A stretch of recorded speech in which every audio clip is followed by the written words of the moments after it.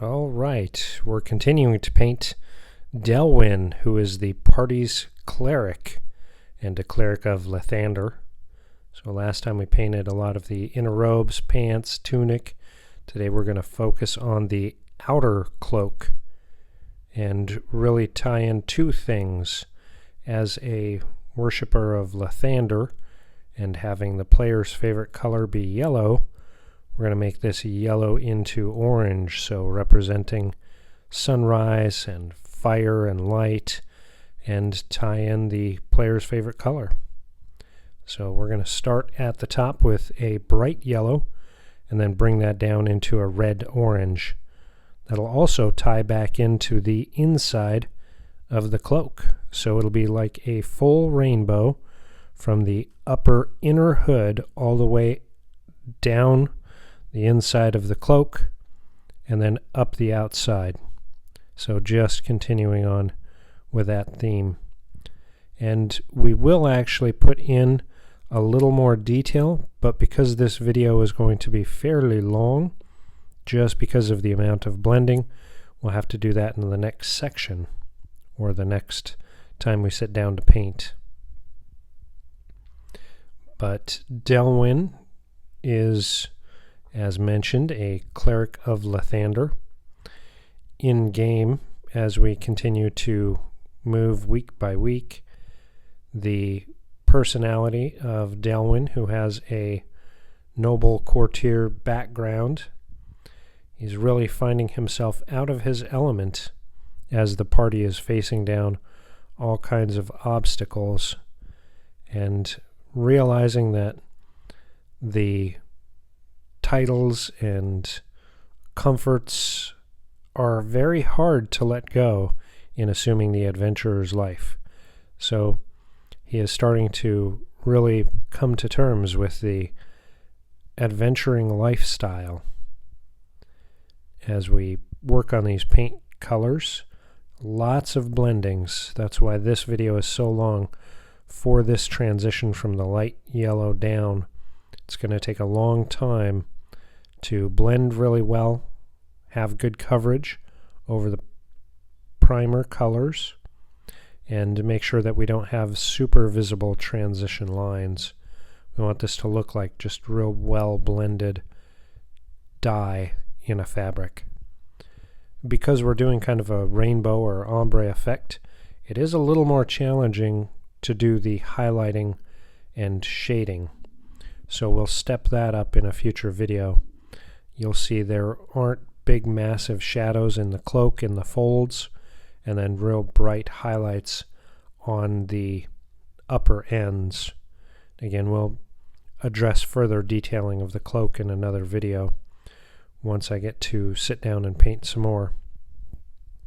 But Delwyn, as the party's cleric, has a long transition to go for his kind of assumption of a adventuring cleric from where he started.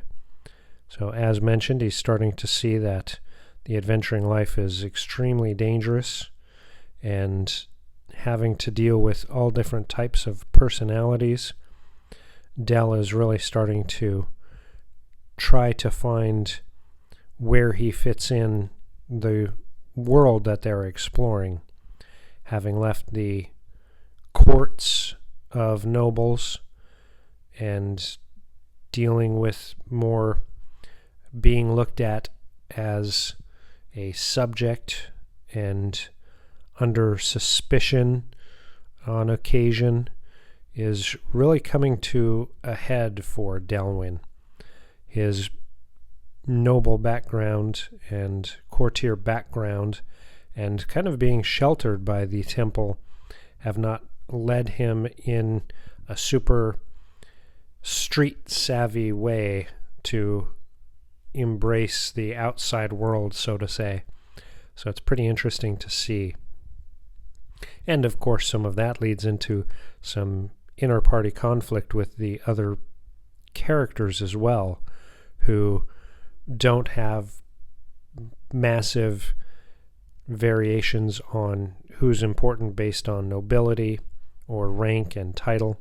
Of course, the party has a couple of soldiers who are good at following orders and knowing that there are kind of chains of command, but there is no command in the adventuring life. There is no captain or commander. So it's all more of a teamwork piece. So those dynamics changing are something that the party as a whole still has to contend with, making sure that everybody has their place and fits in more as peers rather than in a hierarchy. And then, of course, another member of the party is a thief who has a more streetwise background, and that constantly being compared to being an underling or not as worthy or not holding a title is starting to become more and more of a piece of the interactions in the party as they spend more time together on the road. So now things are starting to come to a head.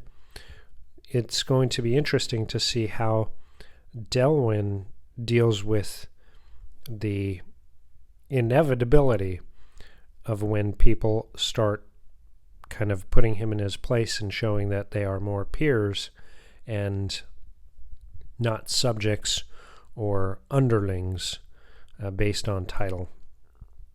Because parties generally view themselves more on equal footing based on accomplishments and, pulling their own weight, everybody has their kind of role and function. So pretty interesting. And for the colors on this outer cloak, I'm really only using 4 colors.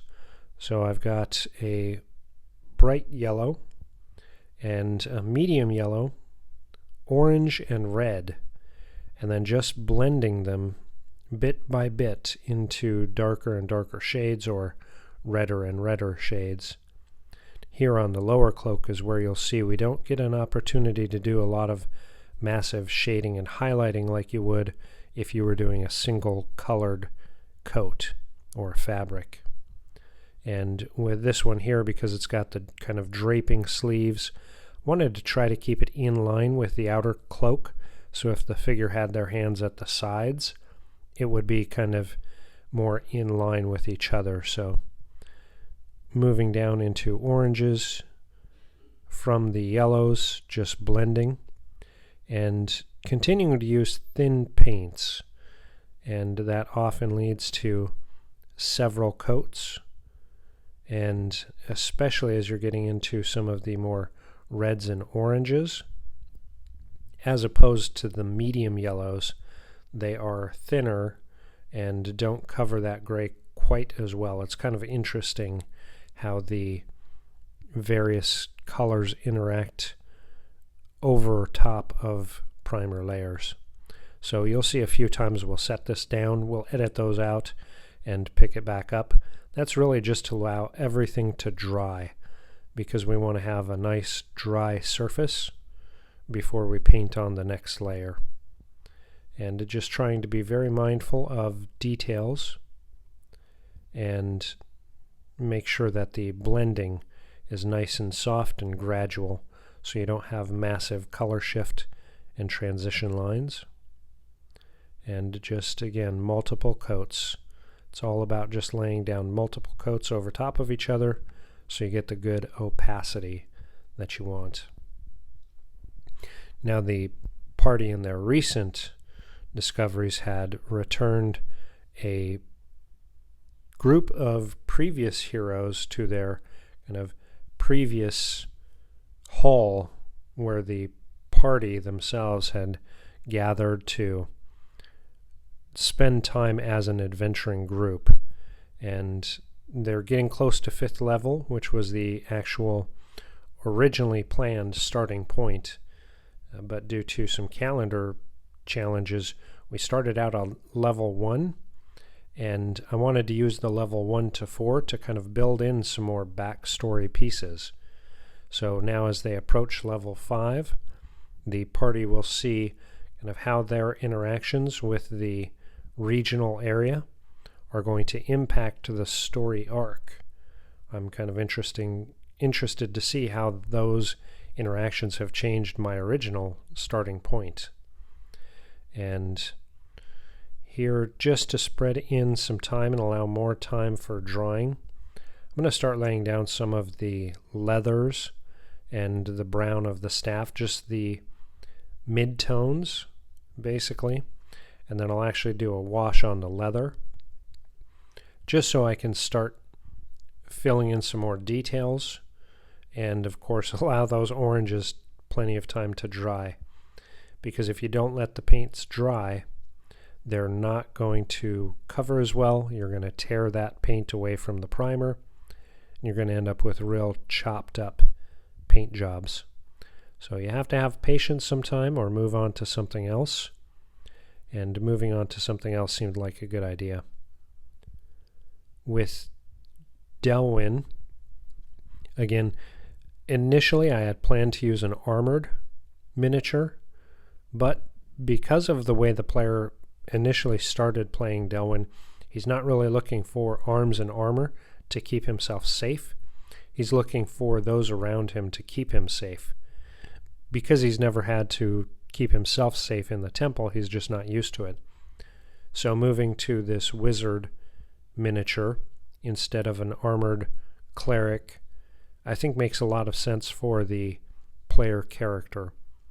And again, he's really used to kind of finery, so I'm able to make some kind of elegant statements in the cloak and what appears to be soft fabrics of the tunic and breeches and the boots. And I really think that plays in really well with the character. Again, all of the players that join my campaigns receive a miniature that I hand paint for them, just based on the game that we're playing, just to use on the map, or they can bring their own mini, put this on a shelf. I always try to do a good job so that they are really happy with the miniature, whether they use it on the table or put it as a display. And here we're just, again, touching up, getting some good opacity to the leathers on the boots and the belt, which is a little bit challenging as well. The belt was a little challenging just because I wanted to make sure that we have good differentiation from the cloak. It also made the cloak kind of challenging on how we're going to blend, because you don't want a big transition in that belt, or in the cloak being separated by the belt, so it looks like two different pieces of fabric. So just really taking time, moving slow. And then this staff, I imagine on the miniature it's supposed to be a staff of the snake, or a serpent staff of the serpent. And generally, again, that's a wizard's item. So I'm not going to paint it as though it's changing into a serpent. I have done a couple of minis like that previously. This one I'm just going to paint it as a staff and call it a day. Even though the character Delwyn doesn't use a staff, I think we're going to be fine. Again, it's more for kind of the story of the miniature. The miniature, in my opinion, doesn't need to match game for game the character, just a representation of the character. And just as a reminder, this is a Reaper miniature. This is a metal mini and made of pewter. I like them for the weight on the gaming table. And Reaper, of course, fantastic miniature manufacturer. Some of the details they put in are great. If you check out the snake head alone, even though we're covering it up with brown, the details they get into the minis are great. Again, if you were painting this cloak in a solid color, so much opportunity to do deep shadows to bright highlights. Fantastic miniatures. and I'm just using this one as a Cleric of Lathandar. And there I'm just putting in a medium brown wash. That is going to help the leather look like leather. And we're not going to be able to finish the leather bits and the staff in this piece. Again, this is all focused on the cloak. But just to fill in some time and allow the cloak time to dry between layers, I had to be working on something else. And I have a hard time just stepping away from miniatures. Even though we can edit it out, I like to continue working on the miniatures. So it's my stubbornness that made this video a long one.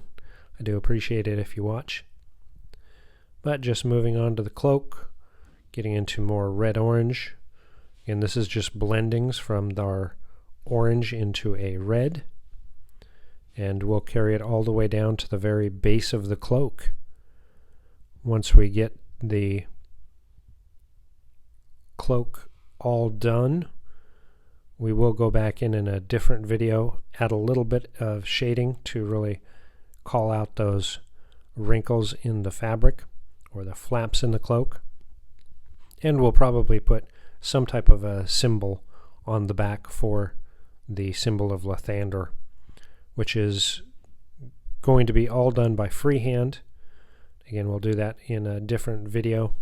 I just want to focus on getting the cloak done today.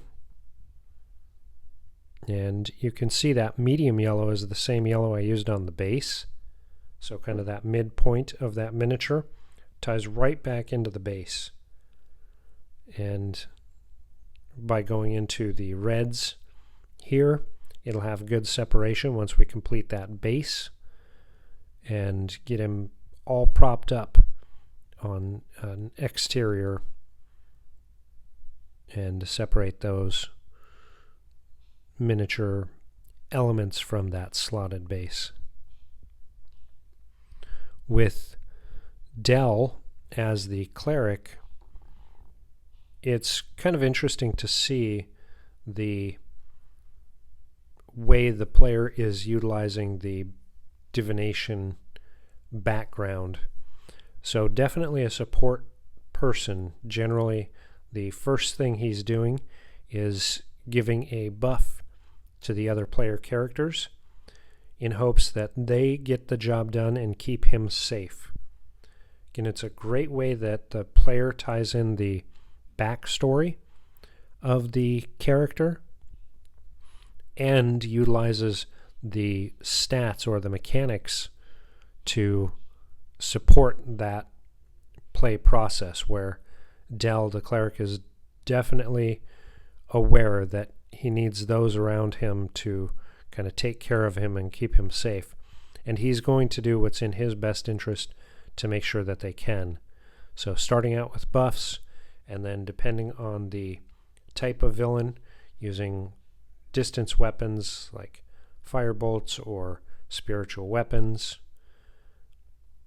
And just let that dry and give a decent cutout. Now we're able to go back in and give the kind of final prep work in. Just about done with this cloak. Getting closer and closer. And the oranges were kind of interesting in that they had the least amount of coverage, the least opacity. So there were several layers that we had to continue to apply and blend in.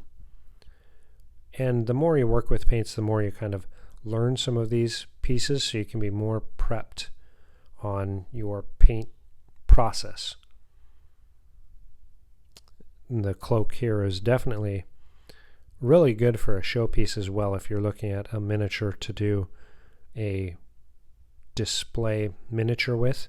It's so dynamic with the flowing cape or cloak and the stance of the miniature, the eagle or hawk, in this case we'll paint it as a hawk, on the hand, the staff. There's so many options to make this dynamic sculpt really stand out. Going in and covering in some of the lowest pieces. This again is where you'll see from the front kind of blend into the back, or the inner blend in with the back. Because we painted that inner from a dark purple down into yellows, it's kind of continuing on the same theme. And if any NPCs or other characters were to see someone dressed like this in the game world, it would be pretty apparent, even without the details that we haven't painted yet, that this is someone who believes in Lathandar, or they're really looking for attention, both of which describe Dell to a T. With that courtier background, he's very used to being kind of the center of attention. And just really moving carefully. One of the big pros on this one is there aren't a lot of small details that we'll have to go back. There aren't a ton of pouches or scroll cases, not a lot of scabbards with detail on them. The miniature that we've chosen for Dell is, even though it's fairly complicated with all the variations to the fabric flowing and the stance, there aren't a whole ton of details. So the details that we put in, we really have to think about paint colors, how we're going to apply it, how we're going to get shadows and highlights, and then freehand work. So I know the video on this one is a little funky. We go off screen on and off, and we're looking at it from the side. So I definitely appreciate if you enjoy it, give a comment. If not, give a comment, because I can always work on making sure that we get it right side up and different angles to paint from, so you can follow along and learn about the characters that we're painting. Of course, we're painting an entire adventuring party, so we'll have 5 miniatures in total that we'll paint. All of them will be based, and start to finish you'll see an entire D&D 5e adventuring party come to life. And for this week, we're just about done. Again, the primary focus is finishing that outer cloak, and we're getting super close. I hope you can tell the change from the yellow to the red or red-orange without it being too obvious. I hope it looks like it was produced for a rich noble who really should not be taking it out into the adventuring world. And join us next week as we continue to paint on Dell, the party's cleric. Make sure you leave a comment below what you think so far. Thanks for watching that video. I hope you enjoyed it. Here's another video I think you might enjoy. Make sure you hit that subscribe button. Give us a thumbs up, and make sure to hit that bell so you get notifications whenever we post new videos. Help us answer the question of, where will your adventures take you?